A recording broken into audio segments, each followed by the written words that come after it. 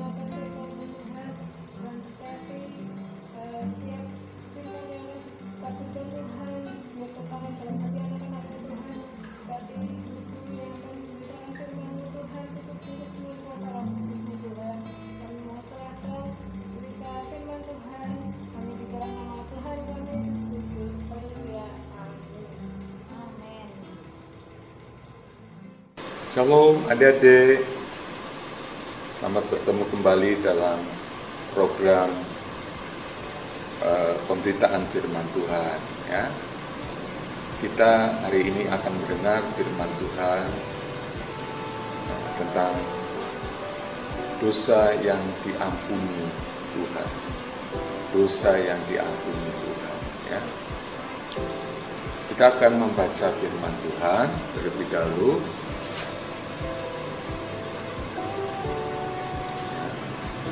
Dari Mazmur 32 ayat yang ke-1, demikian firman Tuhan. Dari Daud nyanyian pengajaran. Berbahagialah orang yang diampuni pelanggarannya, yang dosanya ditutupi. Mazmur 32 ayat 1. Dari Daud nyanyian pengajaran. Berbahagialah orang yang diampuni pelanggarannya, yang dosanya ditutupi. Amin. Adik-adik pernah berbahagia? Pernah berbahagia karena mendapat uang, karena diajak jalan-jalan, atau apa berbahagianya adik-adik? Tapi di dalam Mazmur 32 dikatakan, berbahagialah mereka yang diampuni pelanggarannya, dosanya diampuni. Di Mazmur pasal 32 ayat yang ke-1 mengatakan, berbahagialah mereka yang diampuni pelanggaran atau dosa-dosa. Sebelum kita mendengar firman Tuhan lebih jauh, saya ajak Pak Willy memainkan musik. Adik-adik ikuti nyanyi ya, pujian bagi Tuhan ya. Sejauh timur dari barat, Engkau membuang dosaku. Tiada kau ingat lagi pelanggaranku.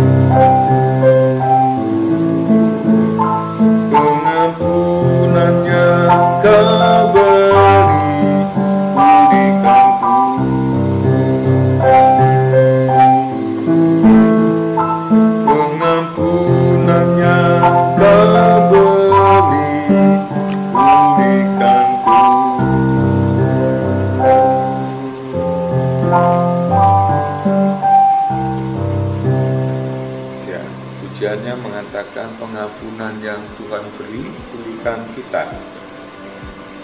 ya, pulihkan kita. Mari kita hari ini membuka hati, kita menyediakan hati untuk Tuhan, dan biarlah Tuhan yang bekerja di tengah-tengah kita. Kita percaya Roh Kudus yang ada pada kita, Roh Kudus itu yang mengurapi kita, Roh Kudus itu yang bekerja lewat firman yang disampaikan ya. Saya mengawalinya dengan sebuah cerita ya. Suatu saat di sebuah di sekitar di sebuah pantai. Nah, di pantai itu ada 2 anak yang bermain di situ, Fajar dan Baja. Fajar bermain dan juga Baja juga ikut bermain di situ. Kemudian Fajar bermain rumah-rumahan lewat pasir, Baja juga iya. Baja merasa dia tidak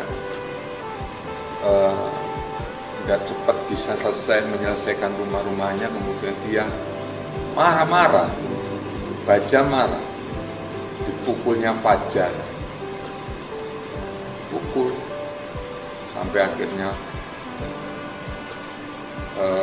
Baja itu merasa, kenapa kok Fajar itu merasa, kenapa kok Baja mukul aku ya.